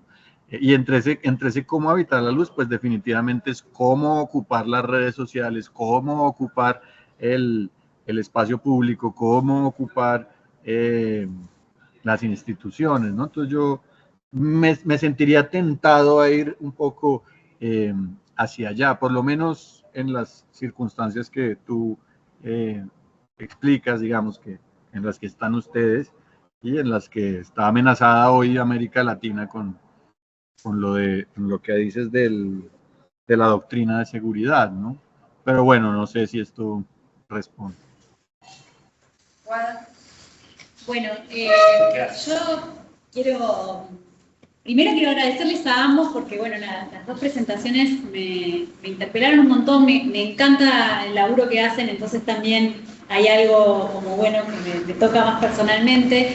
Hay un elemento en común que a mí me interesa especialmente y que tiene que ver con algo que planteó Juli en su ponencia y es una cuestión más teórica, ¿no? Tal vez no tan política como la que planteaban los chicos, que es el problema de la ontología de la imagen y en realidad, bueno, en toda la presentación que hacía Juli había un fuerte hincapié en pensar una ontología de la imagen desde otros paradigmas, diríamos, y que también para mí me hace como mucho eco como con cierta, ahora voy a decir alguna cosa que es como personal casi, ¿no? Pero bueno, que es como una historia de tu trabajo también, ¿no? O sea, como ir desde la imagen fotográfica, desde la materialidad de la imagen fotográfica a esta otra dimensión de la imagen, como una imagen que no es representativa, que es una imagen fuerza, una imagen espíritu, digamos, esto que vos venías planteando en relación con la Utupé Yanomami. Y entonces pensaba en esta idea de la imagen no visible, ¿no? Pero una imagen que al mismo tiempo que es no visible es como fuertemente encarnada, es esa paradoja, diríamos, ¿no? De la no visibilidad y la carnadura. Y un poco es como, no sé si es una pregunta, pero es como un comentario para tal vez que dialoguen entre ustedes en relación a justamente la idea de pensar a partir de la oscuridad. O sea, la imagen se piensa tradicionalmente a partir del paradigma de la luz, obviamente, porque la imagen es luz, y entonces pensar la imagen a partir del paradigma de la noche y una ontología de la imagen a partir del paradigma de la noche, bueno, me pareció como súper interesante también, pensando un poco en las dos presentaciones a la vez, y entonces, bueno, nada, quería preguntarles si quieren agregar algo a esto que yo comenté. Comentario del comentario. Sí, comentario nomás, bueno. Bueno, ¿quieres que empiece, Santiago? Voy. Increíble lo que dijiste, Guada, totalmente de acuerdo. Y bueno, esto como un paréntesis, porque con Guada tenemos un vínculo desde hace tiempo y entonces ella leyó mi tesis de doctorado y sabe mi trabajo previo. Te agradezco que conectes con eso porque siento que me fui a cualquier lugar y con lo que tú dices ahora digo, quizás nunca me fui de la fotografía. Bueno, no importa. Cierro el paréntesis. Además, mi disciplina primera es la historia del arte y luego en este carácter díscolo, bueno, la filosofía siempre ha sido un lugar al cual ir. Pero no, volviendo a la cuestión de la noche y cómo, ¿no? Pensar esta ontología de la imagen desde desde este paradigma de la noche del cual hablaba Santiago. Cuando yo lo escuché, pensé, bueno, esto está en esta línea, ciertamente, porque como él bien lo señaló, ¿no? En el caso, por ejemplo, de la cosmología Yanomami, es en la noche en donde, digamos, acontece también el trance chamánico, ¿no? También en los sueños. Entonces hay algo de eso que es muy pregnante, pero lo que a mí me pasa con esta noción de utopía, y quizás de ahí la obsesión que tengo, es que cada vez que pienso que entiendo a qué se refiere, sigue una frase y no tiene nada que ver con lo anterior. O sea, lo contradice totalmente. Y algo de eso aparece con algo que trabajó mucho en este texto Ibeiros de Castro eh, de La Selva Cristal, ¿no? En donde la cuestión de la luz es demasiado pregnante en digamos, las utupapé, ¿no? Estas imágenes de Yanomami, estas fuerzas vitales, y aparece como un elemento fundamental, sobre todo a partir de los espejos que utilizan los Shapiri, que no son espejos para reflejarse, y ahí hay algo interesante, sino que son espejos para moverse en el territorio. Entonces, por un lado, diría que hay algo para pensar ahí, ¿no? Sobre esta ontología de la noche y como, bueno, creo que desde también toda la historia de la historia de la filosofía occidental se monta sobre este paradigma de la luz y del sol, con lo cual sacarse eso de encima es como, bueno, una tarea, ¿no? Quizás releer de otro modo, eh, pensar en esos bordes, pero, pero creo que por un lado es muy sugerente, y por otro lo que tienen las UTUPAP es que escapan a cualquier tipo de clasificación de corte o cualquier intento tético. Ese es el asunto, ¿no? Hay algo de esta que incluso me genera la duda de hablar de ontología.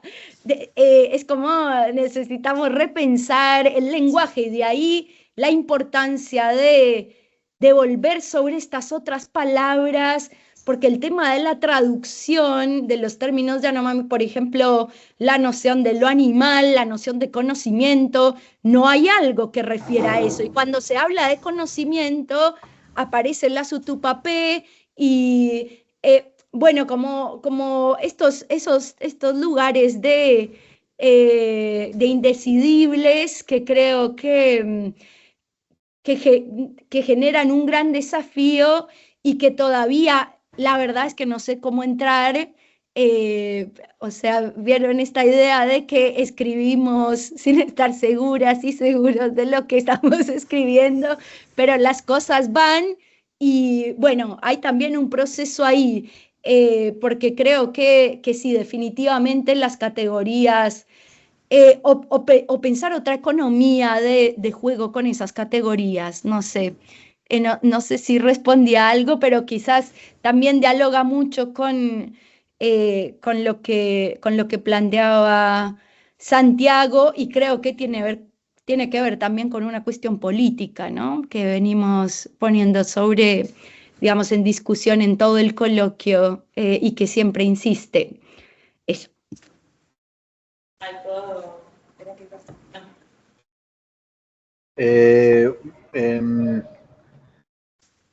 Bueno, ahora que tú hablas de los Chapirí, en ese texto es muy lindo cuando dicen que los Chapirí aparecen, me hiciste acordar, como pequeñas personitas titilantes, ¿no? Como minúsculas personitas titilantes, como en el bosque, ¿no? Está bueno meterlo ahí en el pueblo titilante porque están ahí.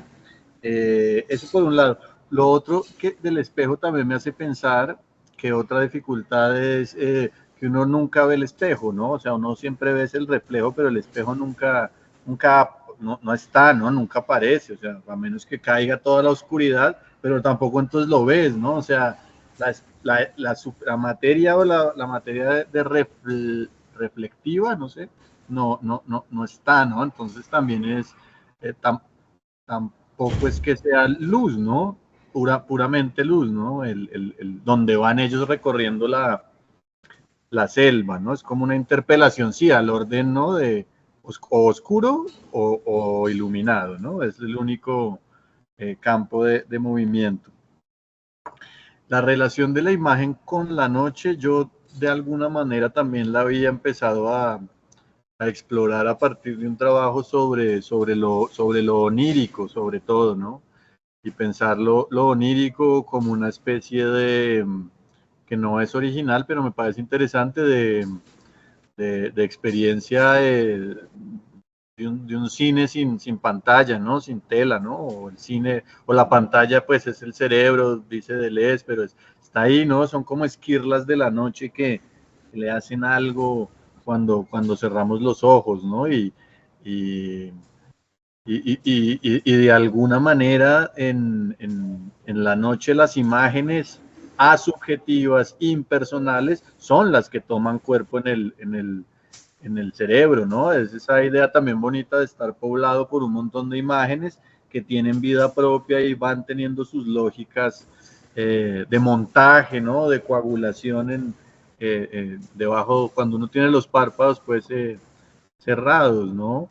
Y lo lindo de eso también es que en algún momento estaba pensando también como una ecología onírica donde los animales también sueñan, ¿no? Y vieron que se dispararon también un montón de investigaciones sobre la experiencia onírica en otras especies, incluso en arañas, ¿no? Arañas saltarinas que sueñan con vibraciones, ¿no? Dicen los científicos, no tenemos ni idea, sabemos que tienen el momento REM, pero pues de pronto están soñando con vibraciones, porque su mundo es eso, ¿no?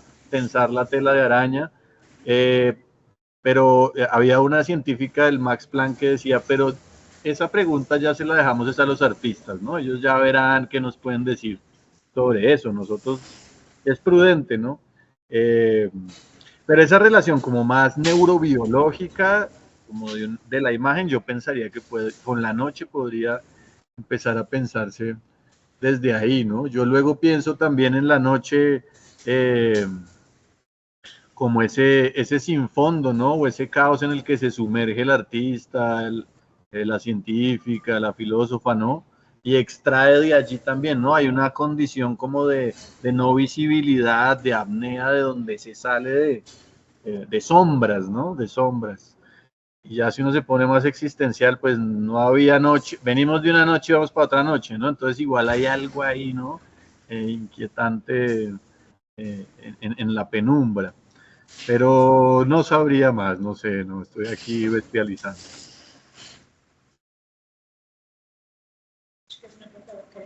Un comentario chiquito. ¿No? ¿Está abierto el micrófono? Sí, sí. No, era un comentario chiquito, Juliana, sobre lo que venías diciendo, que me parece súper importante como ese gesto instituyente de traer la lengua y de traer el nombre propio.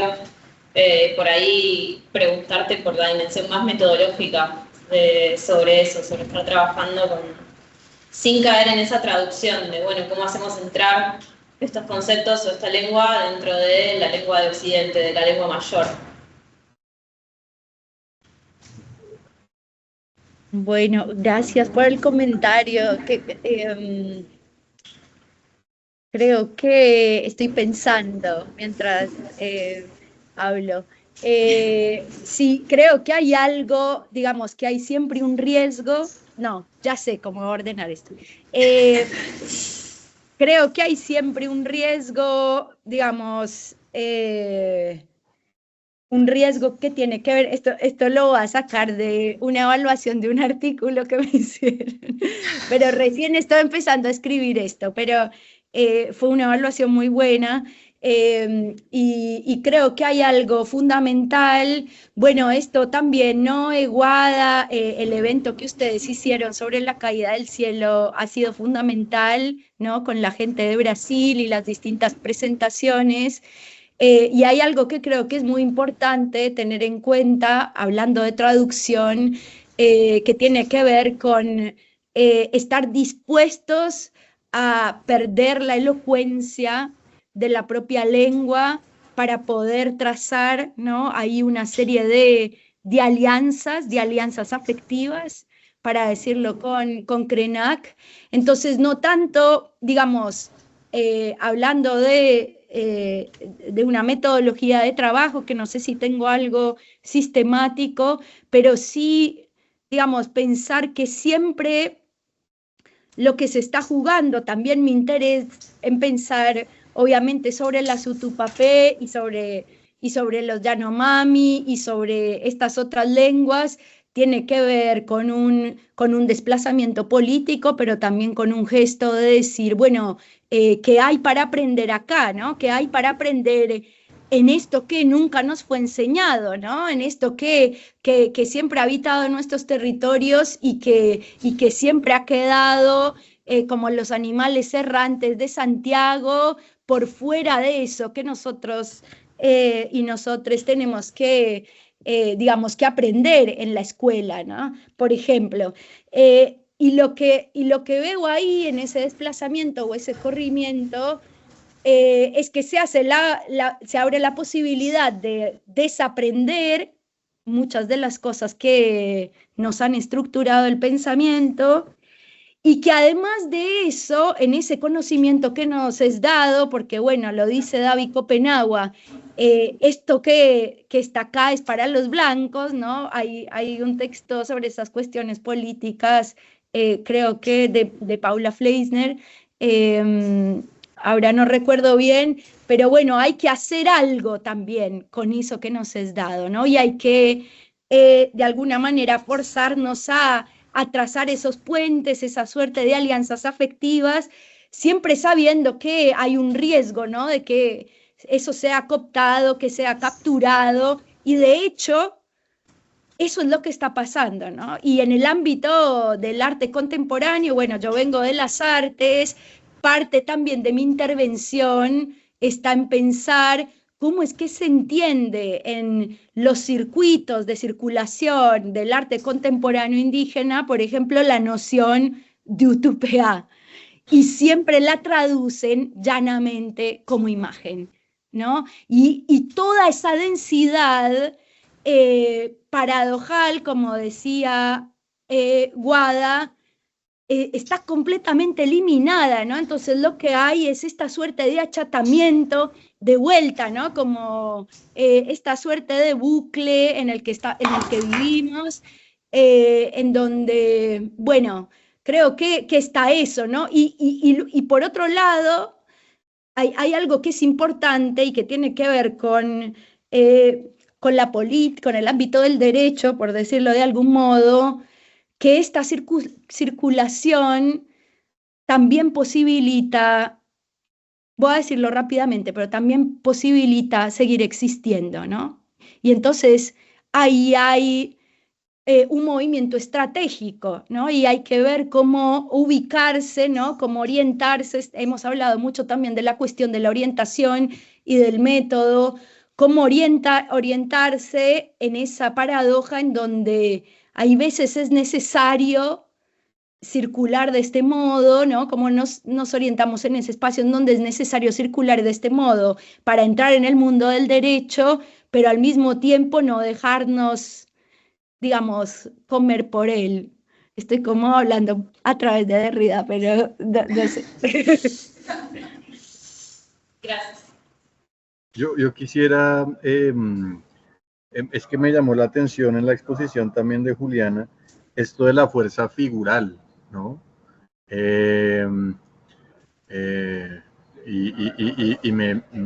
Claro, en la fuerza figural habría, ¿no? O sea, fuerza figural o fuerza figurativa sería lo contrario, digamos, seguramente, y ahí habría como una tensión, ¿no? O una apuesta por salir quizás de eso que estás diciendo, de cómo interpretan los artistas esa imagen, ¿no? La entienden como casi que representativamente una traducción muy limpia y aplanadora, sin entender toda esa fuerza quizás pues de diferenciación o de disyunción o de equívoco que hay ahí, ¿no? Entonces quería como preguntarte un poco por el lugar, si podrías desarrollar un poco más sobre el lugar de la fuerza figural. Y también me hiciste pensar cuando decías esto de perder la elocuencia de la propia lengua, me parece una expresión muy bonita, en que Godard hablaba de hacer tartamudear a las imágenes, ¿no? Es decir, la elocuencia, perder la elocuencia, uno la puede ver en el tartamudeo, cuando uno empieza ya no empiezan a salir, digamos, de manera tan articulada y fluida las palabras, y de alguna forma, hasta donde yo me di cuenta, pues gran parte de las presentaciones estarían de alguna manera también investigando justo donde tartamudea el saber, donde tartamudea, ¿no? El cierto tipo de política, ¿no? O sea, es una exploración también en zonas de tartamudeo, ¿no? Es decir, en zonas donde no está claro el asunto, en zonas límite a donde está, vamos, a donde pueden emerger precisamente porque ya la lengua tartamudea una multiplicidad de imágenes que es necesario también como acoger, ¿no? ¿Quién acoge quiénes estructuran una ecología de esas imágenes? Pues no sé, de pronto en estos 3 días ocurrió algo de ese orden, ¿no? También de pararse en un lugar de inestabilidad, ¿no? Pensar decir algo sobre los sueños es absolutamente, ¿no? Está en el terreno de la especulación, el esoterismo, la parapsicología, pero no falta el que te va a decir que en el psicoanálisis ya saben cómo es, el neurobiólogo ya sabe cómo es, pero al final es como hablar de la muerte o hablar, ¿no? Es como estas experiencias donde solo queda así tartamudear, ¿no? Sí, está buenísimo. Bueno, totalmente de acuerdo. Me parece muy, muy potente esto que dice Santiago del tartamudeo y creo que sí. Bueno, yo creo que lo intenté plantear también en esa idea del borde, ¿no? De ese borde en donde hay porosidades y en donde siempre hay cosas que eh, digamos, que circulan, que se contrabandean entre un espacio y otro, y también eso justamente considerando esta limitrofía como multiplicación de los límites para no pensar como la hibridez o como solamente la codependencia, pero bueno, eso lo dejé justo como una pregunta abierta. Y en cuanto a esta cuestión de la fuerza figural, bueno, esta noción de lo figural es gracias a los seminarios de la colectiva materia de Lyotard, por supuesto, y de discurso figura, ¿no? Y en donde justamente hay una apuesta ahí por repensar también esto de lo figural, ¿no? En contraposición a podríamos decir, a una visión más convencional que también hemos heredado de lo figurativo, ¿no? Y de aquella idea de representación de la que hablaba Guada.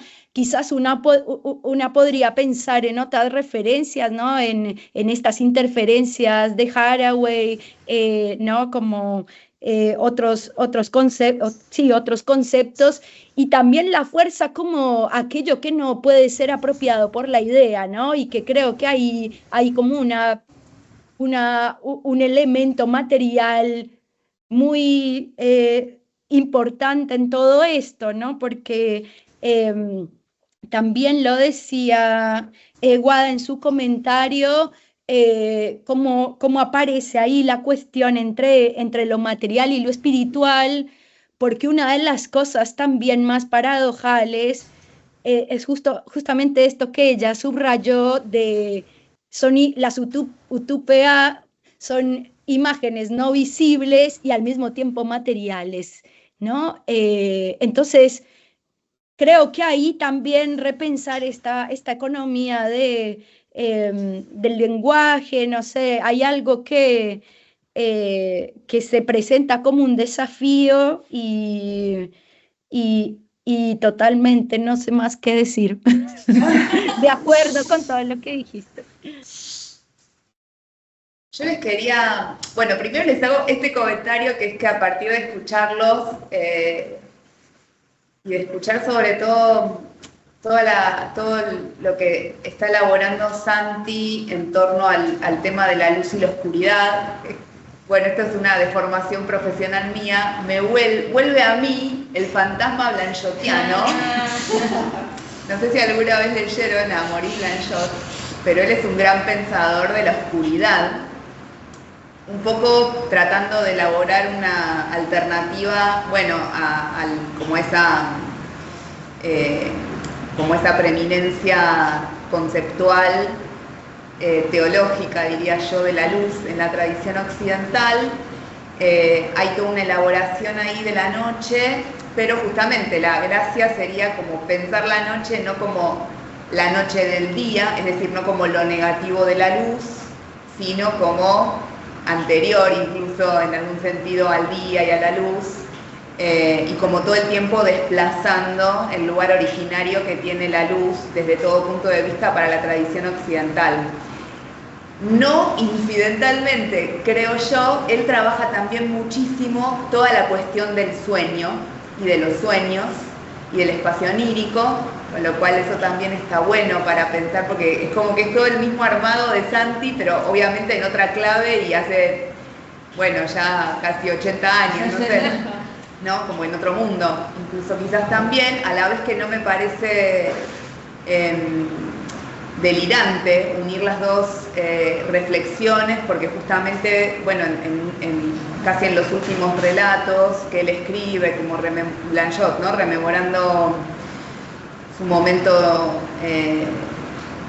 bueno, sus experiencias durante la guerra, etcétera, él habla de algo así como de bueno, no previos a la guerra, pero él habla de la locura de la luz, ¿no? Como que la luz finalmente, la luz y el enceguecimiento que genera y lleva realmente a la locura, es como el delirio, es un delirio en el que se ve sumergida la persona. Entonces eso me parece súper interesante, y a la vez también, y acá bueno, ya es como el extremo blanchotiano, pero ya que hablaban de esto de qué sería como una imagen en la oscuridad, dado que la imagen es luz, y dado que se piensa también muchas veces la imagen a partir del modelo del espejo y del reflejo.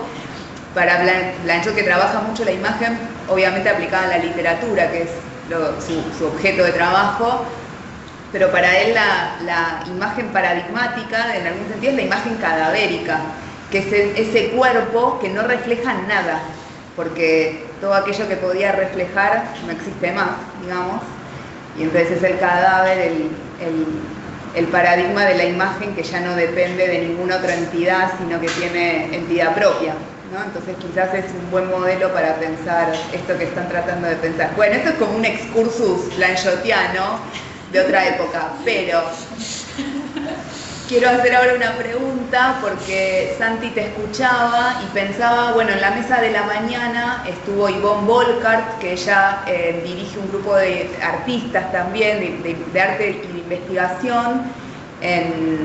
Bueno, ahí estuvieron en Basilea todo este tiempo, el proyecto, y una de las personas que trabaja con ella, un artista, es Felipe Castelblanco, también colombiano, y él trabaja precisamente el tema de la luz en la selva nocturna, ¿no? de Ecuador, y lo que él contaba, me lo contaba, y cuando vi su obra, que son films, su obra la mayor parte de las veces, él decía, claro, en la Amazonía ecuatoriana, por ejemplo, hay 12 horas de luz y 12 horas de noche. Entonces, por una parte es, bueno, ¿qué le sucede? Siempre desde el punto de vista de las plantas, porque es todo un grupo que trabaja en torno a la cuestión plantística. Entonces, por una parte, bueno, ¿qué pasa con las plantas durante esa mitad del día que están en la oscuridad, ¿no? ¿Qué sucede por una parte con las plantas? Y bueno, desde cierto punto de vista hay como un estudio hecho acerca de cómo las plantas se desesperan por captar toda la luz posible durante las 12 horas de luz, y luego usan las 12 horas de oscuridad para elaborarla fisiológicamente, eso por un lado. Pero por otro lado, en tanto práctica artística, él lo que hace es filmar la luz que irradian las plantas en la oscuridad y que es invisible para el ojo humano, no entrenado, porque él también en su investigación artística involucra a los habitantes de la selva que le dicen, sin dudarlo, que la selva está totalmente iluminada de noche, porque las plantas están todo el tiempo irradiando luz, que es esa luz, por otro lado, que están captando permanentemente durante el día.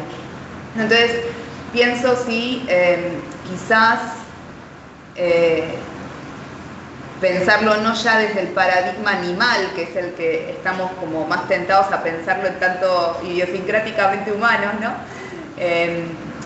Pensar desde la planta es como algo súper distinto, porque por otro lado la planta, si bien uno puede pensar, bueno, el tejido vegetal tiene esta característica de tener receptores lumínicos en todo su cuerpo, no solamente ubicados en alguna parte como suele suceder con los animales o al menos con los mamíferos, pero hacen toda clase de procesos a partir de la luz que pocos identificaríamos con el ver, ¿no? La luz adquiere otro signo y otra funcionalidad. Ahí, bueno, además de toda la relación ambigua que tienen las plantas con la luz en la medida en que la mayor parte de sus cuerpos está enterrado y huye de la luz, es como una verdadera, un fototropismo negativo. Así que ahí también hay otra ambigüedad que se involucra en el caso de las plantas particularmente. Pero bueno, pensaba si quizás, no sé si tenías conocimiento de esto, pero por ahí te quería preguntar quizás si tenías alguna reflexión para hacer en torno a esto que estás pensando, pero desde un punto de vista más bien vegetal, ¿no?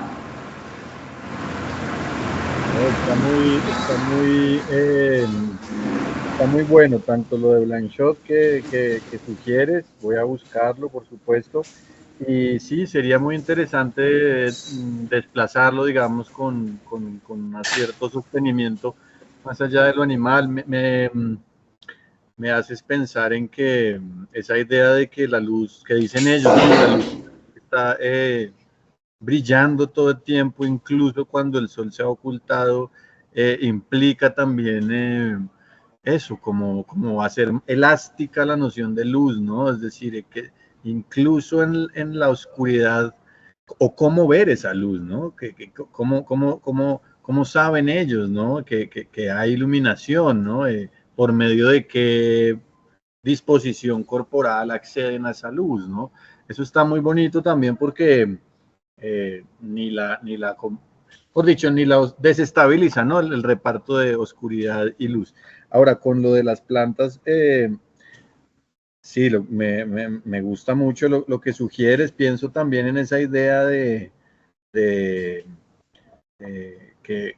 dramatiza Kosha de una manera bonita cuando habla de que finalmente las plantas, ¿no? Son las que encapsulan la luz de una estrella extraterrestre, ¿no? Que es el Sol, y en su cuerpo eso no son otra cosa que cápsulas de luz, ¿no? Una papa, una fruta, son cápsulas de luz y inauguran de alguna manera la cadena trófica, donde es una circulación de luz de cuerpo a cuerpo, ¿no? No importa si comes solo plantas o comes animales, estás de alguna manera anclado a la luz de una estrella extraterrestre, o sea, la luz también por fuera del planeta, y entonces te da también una perspectiva cósmica de las relaciones de la evolución de la Tierra con el Sol, etcétera, donde también aparece, digamos, un plano interesante que excede obviamente al del humano y al del animal. Me parece eso